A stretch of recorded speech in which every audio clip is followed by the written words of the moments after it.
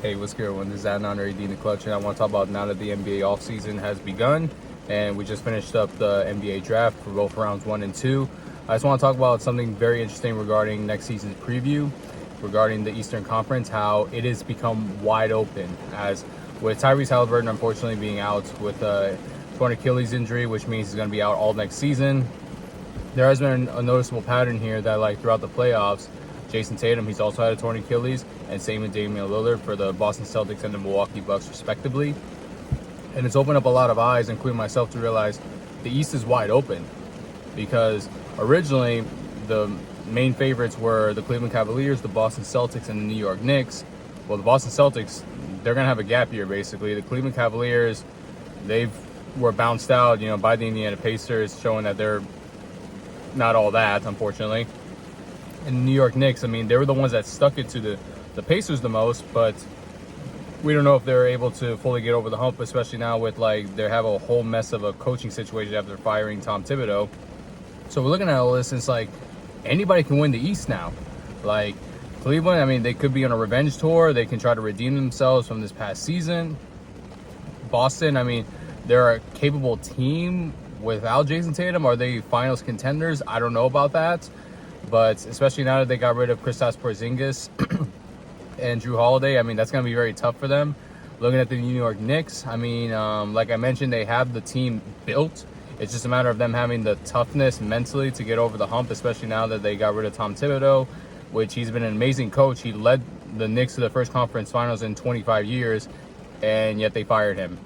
Could they have done better? Yes, expecting the finals, but I don't think it was worth going that extreme, but it is what it is. The Indiana Pacers, Pascal Siakam, he did an amazing job. They have amazing depth with Miles Turner, Andrew Nembhard, and so many other pieces around them, TJ McConnell. But looking at the rest of the Eastern Conference, one team that could make some serious noise, it's my hometown team, the Orlando Magic, with the acquisition of Desmond Bane. Initially, I'll admit I wanted Darius Garland, because the Magic need the point guard more than anything, and Darius Garland, he's perfect in terms of being the point guard, and also he can provide so much offense. That's something the Magic have been lacking. But Desmond Bane, he's also a capable shooting guard in this case, and he has helped out the team in threes, because that's something the Magic, they're terrible at. They are last in the league in three-pointers. So Desmond Bane will be able to set up a new culture around them, be a good inspiration for them to start making more threes and taking more efficient shots. Look at Jalen Suggs, who they currently have right now. He's been a huge major influence on defense, and the Magic have been known as one of the best defensive teams in the league. Now with Desmond Bane doing the same concept on offense with three-point shooting, I believe the Magic are going to be a very, very dangerous team to watch, with Paolo Banchero and Franz Wagner leading the way. So that's one team I would definitely consider. Miami, they're an outside team looking in.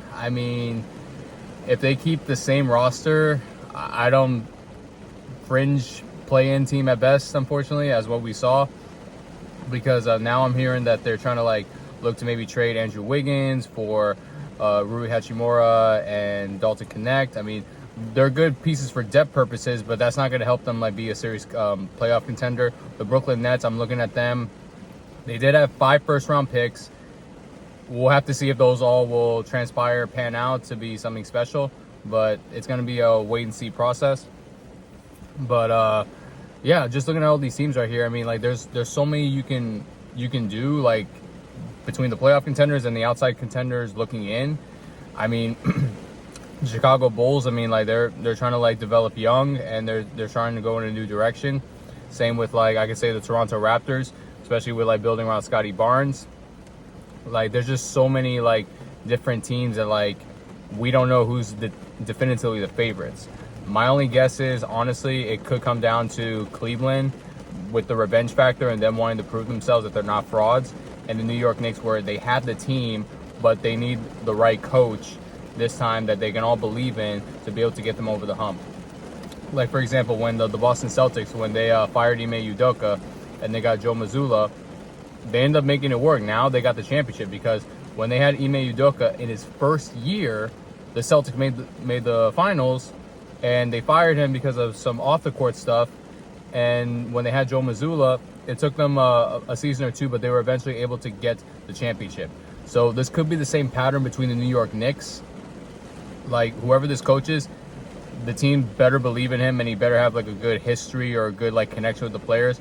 Otherwise, they're literally fumbling their best chance in literally a quarter century. And the Cleveland Cavaliers, what I see in them, between Donovan Mitchell, between Darius Garland, Evan Mobley, Jared Allen, these are incredible, talented players. They need a little bit more experience, and now they're starting to become a narrative around that Donovan Mitchell has never gotten past the second round, that he's a playoff choker, or he hasn't measured up. And that's the same narrative that goes around with Joel Embiid and the 76ers. The 76ers I don't see as a contender, at least with Joel Embiid and Paul George being there. So that's just going to brush off on that one. But anyway, regarding the Cavs, looking at this, I mean, like, they have a great coach, Kenny Atkinson. He's known for elevating underachieving teams, and he can do the same thing with this Cleveland Cavaliers team. They underachieved with this past season. And Kenny Atkinson did the same thing with the Brooklyn Nets when they were underachieving like crazy, lifting them up and then be able to get them to where they're supposed to be. And the Cavaliers, I expect them to make minimum the conference finals, minimum. Like, anything below that, that's a failure. I mean, you can say that this past season has been a failure, but this is their chance now. Now they have that drive, they have that hunger, and maybe this could be a good thing. Maybe they wouldn't be all so cocky and arrogant, like, oh, we're the number one seed, we broke so many records in the regular season, you know, we're good. Now they're going to be locked in, focused, and they're going to want to murder the rest of the league, just like what happened with the Miami Heat back when LeBron lost the finals back in 2011. He was motivated more than ever, and then destroyed the league, and then won two championships the following 2 years. So this could be the same thing with the Cleveland Cavaliers in this case. But we'll just have to wait and see. But let me know what you guys think. Who do you think should be real threats in the Eastern Conference? Who do you think should not be? Do you think it's the Cleveland Cavaliers and New York Knicks, or do you believe there's another team out there? I'd love to hear you guys out in the comment section down below. And while you're at it, please like and subscribe to this channel. I certainly love and appreciate every single last one of y'all. God bless, and talk soon.